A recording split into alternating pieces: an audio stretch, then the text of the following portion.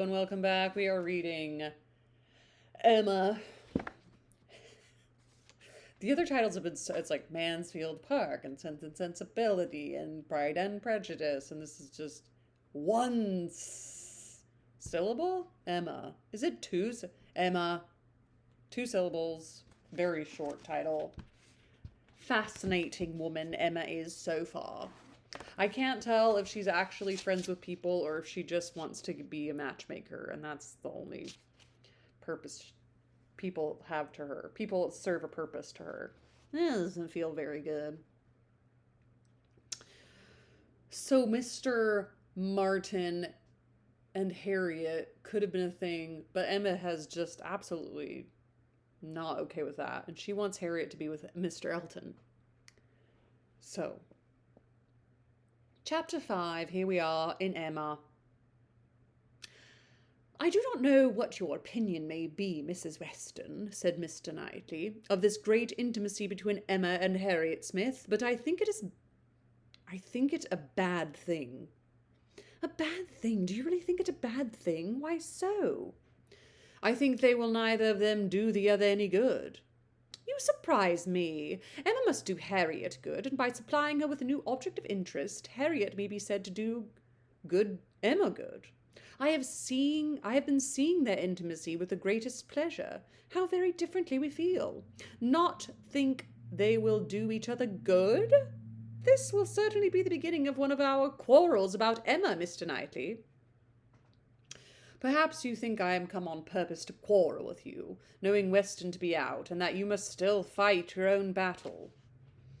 Mr. Weston would undoubtedly support me if he were here, for he thinks exactly as I do on the subject. We were speaking of it only yesterday, and agreeing how fortunate it was for Emma that there should be such a girl in Highbury for her to associate with. Mr. Knightley, I shall not allow you to be a fair judge in this case. You are so much used to live alone that you do not know the value of a companion, and perhaps no man can be a good judge of the comfort a woman feels in the society of one of her own sex, after being used to it all her life. I can imagine your objection to Harriet Smith. She is not the superior young woman which Emma's friend ought to be, but on the other hand, as Emma wants to see her better informed, it will be an inducement to her to read more herself. They will read together. She means it, I know. Emma has been meaning to read more ever since she was 12 years old. I have seen a great many lists of her drawing up at various times of books that she meant to read regularly through, and very good lists they were, very well chosen and very neatly arranged, sometimes alphabetically and sometimes by other rules. The list she drew up when only 14, I remember thinking it did her judgment so much credit that I preserved it some time. And I dare say she may have made out a very good list now, but I have done with expecting any course of steady reading from Emma. She will never submit to anything requiring industry and patience, and a subjection of the fancy to understanding. Where Miss Taylor failed to stimulate, I may safely affirm that Harriet Smith will do nothing. You never could persuade her to read half as much as you wish. You know you could not. I dare say, replied Mrs. Weston, smiling, that I thought so then, but since we have parted, I can never remember Emma's omitting to do anything I wished. Oh my God. Mrs. Weston, that's really funny. That was her governess, and she never did anything her governess told her, and she never read, though she made many lists, which I myself have been, I have a big list, but I am focusing on this right now, so I am reading.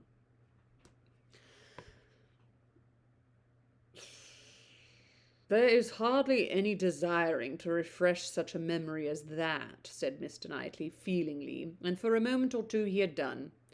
But I, he soon added, who have no such a charm thrown over my senses, must still see, hear, and remember. Emma is spoiled by being the cleverest of her family. At 10 years old, she had the misfortune of being able to answer questions which puzzled her sister at 17. She was always quick and assured, Isabella slow and diffident. Diffident. Wow, diffident? I don't know how to say that. And ever since she was 12, Emma has been mistress of the house and of you all. In her mother, she lost the only person able to cope with her. She inherits her mother's talents and must have been under subjection to her. I should have been sorry, Mr. Knightley, to be dependent on your recommendation had I quitted Mr. Woodhouse's family and wanted another situation. I do not think you would have spoken a good word for me to anybody. I am sure you always thought me unfit for the office I held. Yes, he said, smiling, you are better placed here. Very fit for a wife, but not at all for a governess. You were preparing yourself to be an excellent wife all the time you were at Hartfield. You might not give ever such a complete education as your powers would seem to promise, but you were receiving a very good education from her on the very material matrimonial point of submitting your own will and doing as you were bid. And if Weston had asked me to recommend him a wife, I should certainly have named Miss Taylor. Thank you. There will be very little merit in making a good wife to such a man as Mr. Weston. Why, to own the truth, I am afraid you are rather thrown away, and that with every disposition to bear, there will be nothing to be borne. We will not despair, however. Weston may grow cross from the wantonness of comfort, or his son may plague him. I hope not that. It is not likely. No, Mr. Knightley, do not foretell vexation from that quarter. Not I, indeed. I only name possibilities. I do not pretend to Emma's genius for foretelling and guessing. I hope with all my heart the young man may be a Weston in merit, and a Churchill in fortune. But Harriet Smith, I have not half done about Harriet Smith. I think her the very worst sort of a companion that Emma could possibly have. She knows nothing herself, and looks upon Emma as knowing everything. She is just a flatterer in all her ways, and so much the worse because undesigned. Her ignorance is hourly flattery. How can Emma imagine she has anything to learn herself, while Harriet is presenting such a delightful inferiority? And as for Harriet, I will venture to say that she cannot gain by the acquaintance. Hartfield will only put her out of conceit with all the other places she belongs to. She will grow just refined enough to be uncomfortable with those young among whom birth and circumstances have placed her home. I am much mistaken if Emma's doctrines gave any strength of mind, or tend at all to make a girl adapt herself rationally to the varieties of a situation in life. They only give a little polish. I either depend more upon Emma's good sense than you do, or am more anxious for her present comfort, for I cannot lament the acquaintance. How well she looked last night! Oh, you would rather talk of her person than her mind, would you? Very well, I shall not attempt to deny Emma's being pretty. Pretty? Say beautiful, rather. Can you imagine anything nearer perfect beauty than Emma altogether, face and figure? I do not know what I could imagine, but I confess that I have seldom seen a face or figure more pleasing to me than hers, but I am a partial old friend. Such an eye! The true hazel eye, and so brilliant!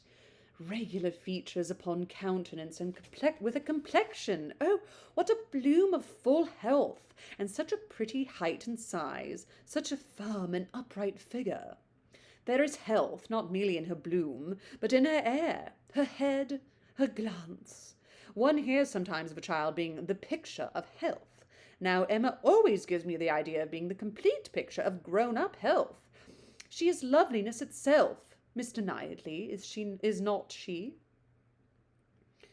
I have not a fault to find with her person, he replied. I think her all you describe. I love to look at her, and I will add this praise, that I do not think her personally vain. Considering how very handsome she is, she appears to be little occupied with it. Her vanity lies another way. Mrs. Weston, I am not to be talked out of my dislike of her intimacy with Harriet Smith, or my dread of its doing them both harm.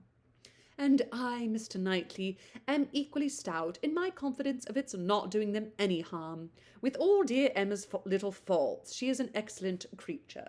Where shall we see a better daughter, or a kinder sister, or a truer friend? No, no. She has qualities which may be trusted. She will never lead anyone really wrong. She will make no lasting blunder. Where Emma errs once, she is in the right of it 100 times. Very well, I will not plague you any more. Emma shall be an angel, and I will keep my spleen to myself till Christmas brings John and Isabella.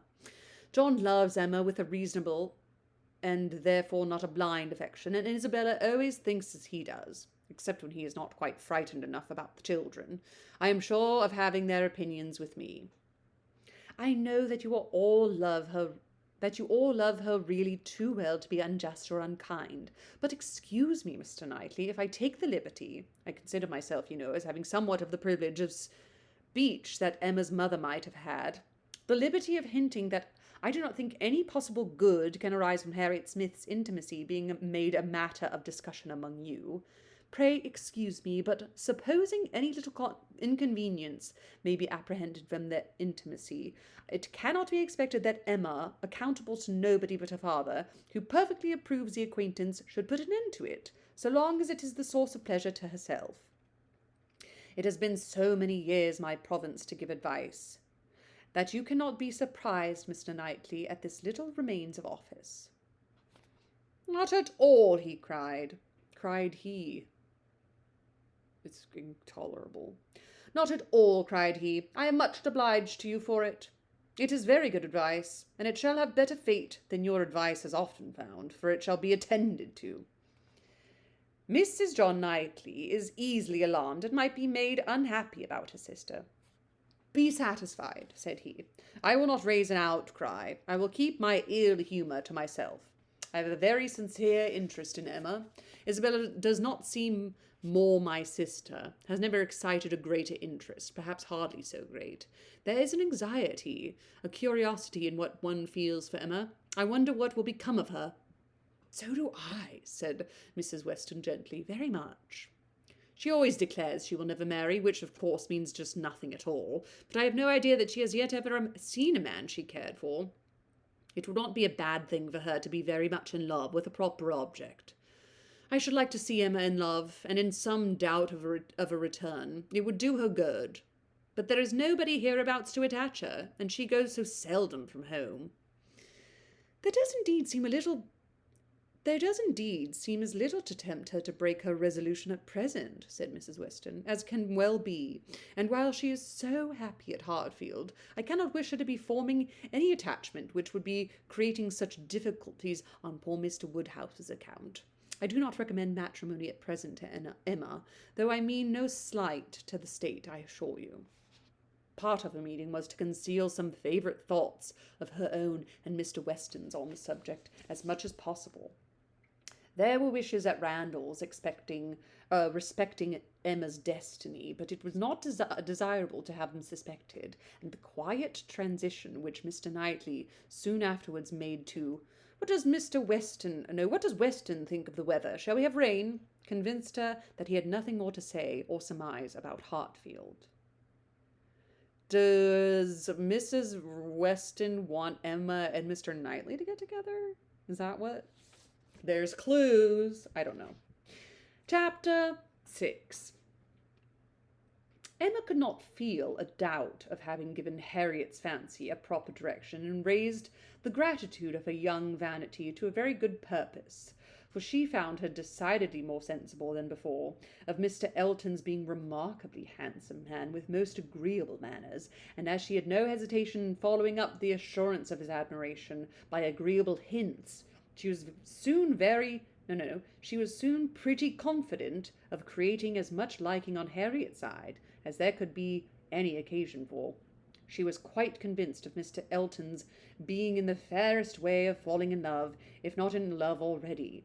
She had no scruple with regard to him. He talked of Harriet and praised her so warmly that she could not suppose anything wanting which a little time would not add. His perception of the striking improvement of Harriet's manner since her introduction at Hartfield was not one of the least agreeable proofs of his growing attachment. You have given Miss Smith all that she required, said he. You have made her graceful and easy. She was a beautiful creature when she came to you, but in my opinion the attractions you have added are infinitely superior to what she received from nature. I am glad you think I have been useful to her, but Harry only wanted drawing out and receiving very few hints. She had all the natural grace of sweetness of temper and artless in herself. I have done very little. If it were admissible to contradict a lady, said the gallant Mr. Elton, I have perhaps given her a little more decision of character, have taught her to think on points which had not fallen in her way before. Exactly so. That is what principally strikes me. So much superadded decision of character. Skilful has been the hand. Great has been the pleasure, I am sure. I never met with a disposition more truly amiable. I have no doubt of it. And it was spoken with a sort of sighing animation which had a vast deal of the lover. She was not less pleased another day with the manner in which he seconded a sudden wish for hers to have Harriet's picture. So he's just praising Emma the whole time, you see.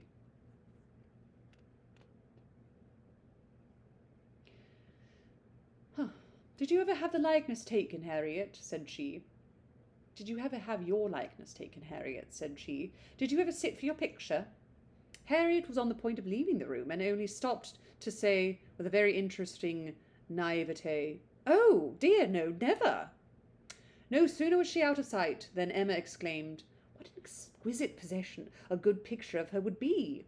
I would give any money for it. I almost long to attempt her likeness myself. You do not know it, I dare say, but 2 or 3 years ago I had a great passion for taking likenesses, and attempted several of my friends, and was thought to have a tolerable eye in general. But from one cause or another I gave it up in disgust. But really, I could almost venture if Harriet would sit to me. I would be such a delight to have a picture." "Let me entreat you," cried Mr. Elton. "It would indeed be a delight. Let me entreat you, Miss Woodhouse, to exercise so charming a talent in favour of your friend. I know what your drawings are. How could you suppose me ignorant? Is not this room rich in specimens of your landscapes and flowers? And has not Mrs. Weston some inimitable figure pieces in her drawing-room at Randalls?"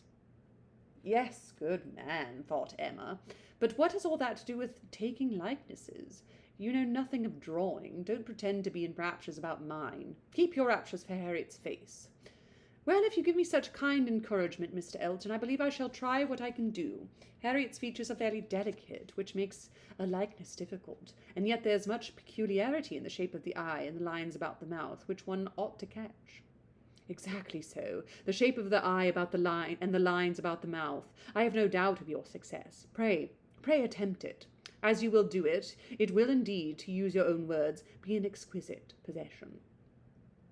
But I am afraid, Mr. Elton, Harry will not like to sit. She thinks so little of her own beauty. Did you not observe her manner of answering me? How completely it meant, why should my picture be drawn? Oh, yes, I observed it, I assure you. It was not lost on me, but still I cannot imagine she would not be persuaded. Harriet was soon back again, and the proposal almost immediately made, and she had no scruples which could stand many minutes against the earnest pressing of both the others. Emma wished to go to work directly, and therefore produced the portfolio containing her various attempts at portraits, for not one of them had ever been finished, that they might decide together on the best size for Harriet. Her many beginnings were displayed. Miniatures, half-lengths, whole-length, pencil, crayon, and watercolours had been all tried in turn. She had always wanted to do everything, and had made more progress both in drawing and music than many might have done with so little labour as she would ever submit to. She played and sang, and drew in almost every style, but steadiness had always been wanting, and in nothing she had approached the degree of excellence which she would have been glad to command, and ought not to have failed of. She's got ADHD. I'm just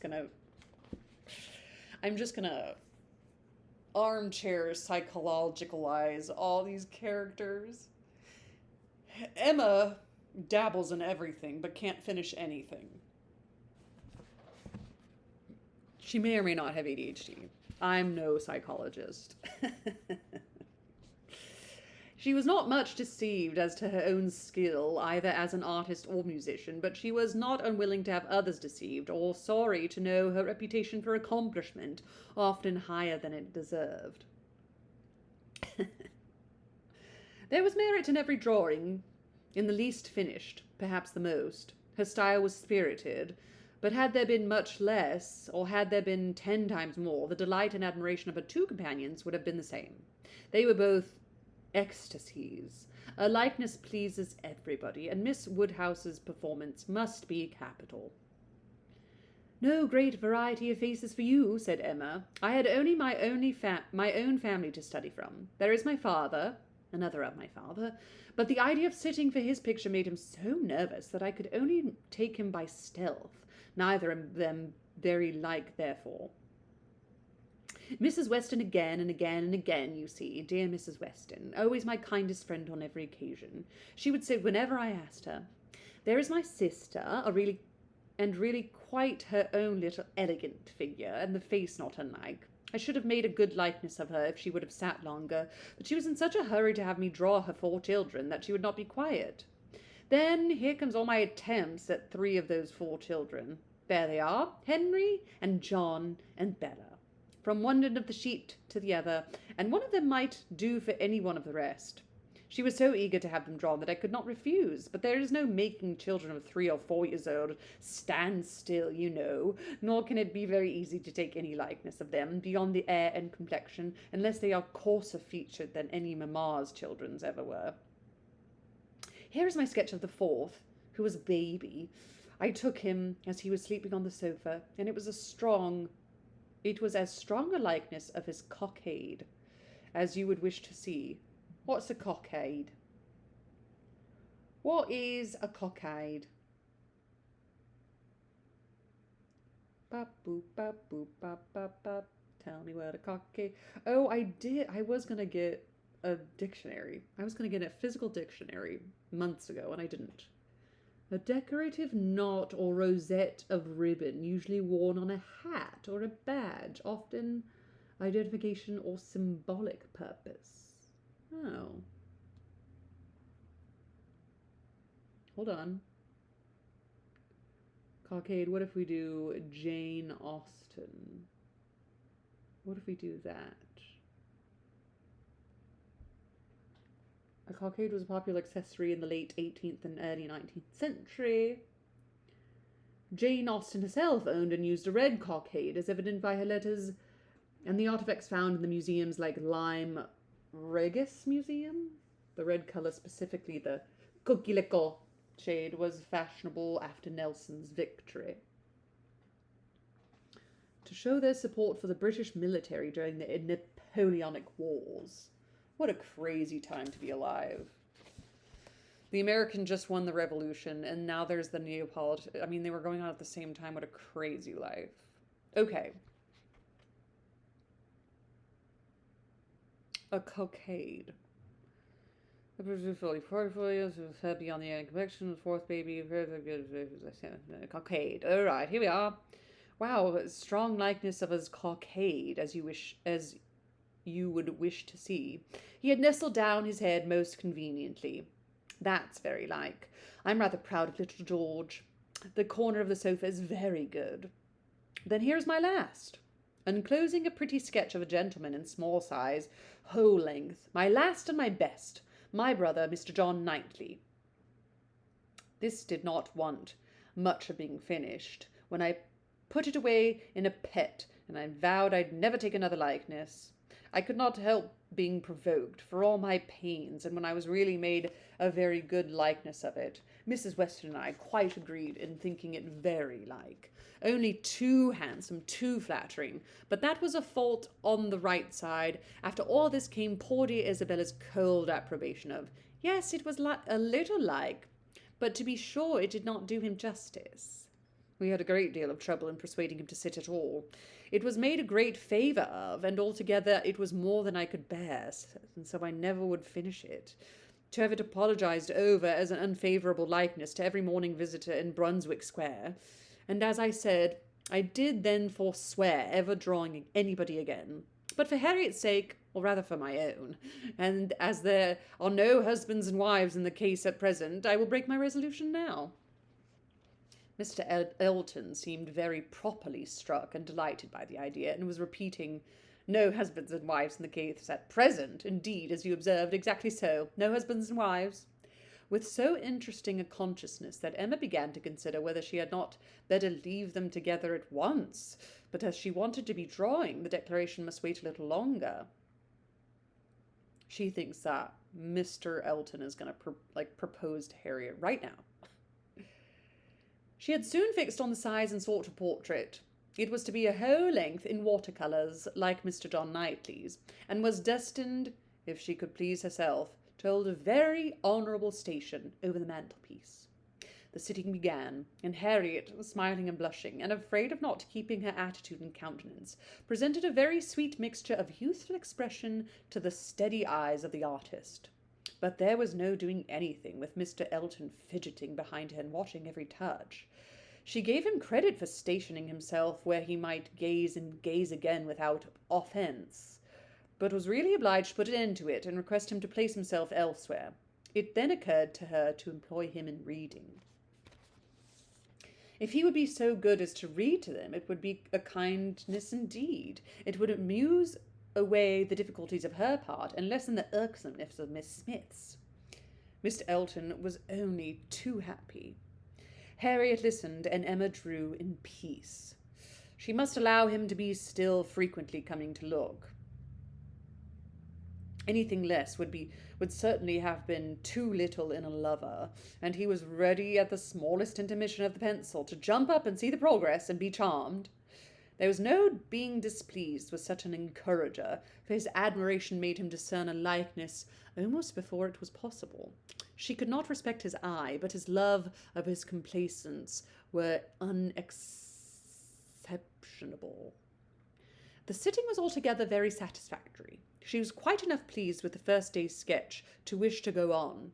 There was no want of likeness. She had been fortunate in the attitude, and as she meant to throw a little improvement to the figure, to give a little more height and considerably more elegance, she had great confidence of its being in every way a pretty drawing at last, and of its filling its destined place with credit to them both, a standing memorial of the beauty of one, the skill of the other, and the friendship of both, with as many other agreeable associations as Mr. Elton's very promising attachment was likely to add.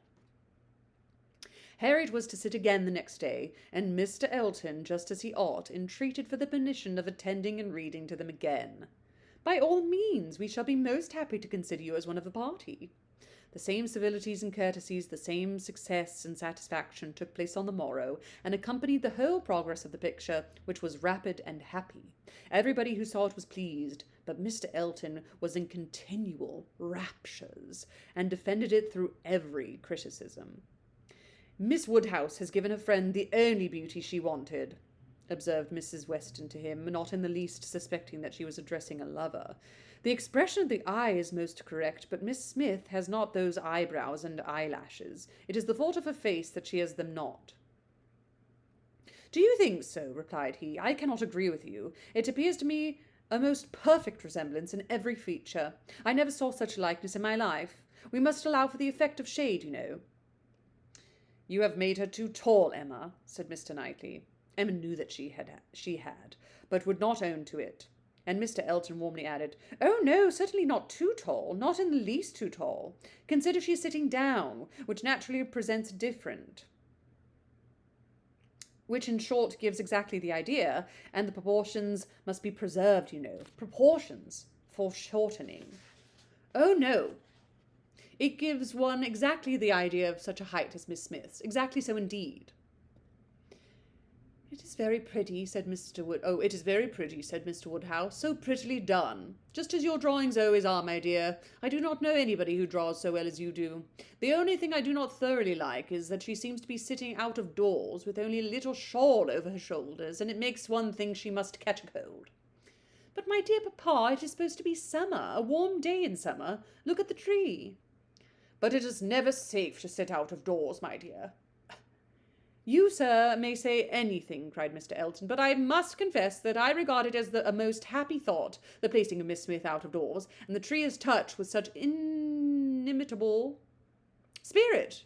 Any other situation would have been much less in character. The naivete of Miss Smith's manner, and altogether, oh, it is most admirable. I cannot keep my eyes from it. I never saw such a likeness. The next thing wanted was to get the picture framed, and here were a few difficulties. It must be done directly. It must be done in London. The order must go through the hands of some intelligent person whose taste could be depended on, and Isabella, the usual doer of all commissions, must not be applied to, because it was December, and Mr. Woodhouse could not bear the idea of her stirring out of a house in the fogs of December. But no sooner was the distress known to Mr. Elton than it was removed. His gallantry was always on the alert. Might he be trusted with the commission, what infinite pleasure should he have in executing it? He could ride to London at any time. It was impossible to say how much he should be gratified by employing on such an errand. He was too good. She could not endure the thought. She would not give him such a troublesome office for the world. Brought on the desired repetition of entreaties and assurances, and a very few minutes settled the business. Mr. Elton was to take the drawing to London, choose the frame, and give the directions, and Emma thought she could so pack it as to ensure its safety without much incommoding him, while he seemed most fearful of not being incommoded himself. What a precious deposit, said he with a tender sigh, as he received it. This man is almost too gallant to be in love, thought Emma. I should say so, but that I suppose there may be 100 different ways of being in love. He is an excellent young man, and will suit Harriet exactly. It will be exactly so, as he says himself, but he does sigh and languish, and study for compliments rather more than I could endure as a principal. I come in for a pretty good share as a second, but it is his gratitude on Harriet's account.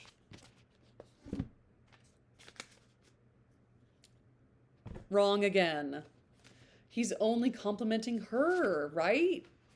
I mean, if I'm to understand that this is a mystery and there are clues and Emma might be always wrong, she's probably wrong again. Fun.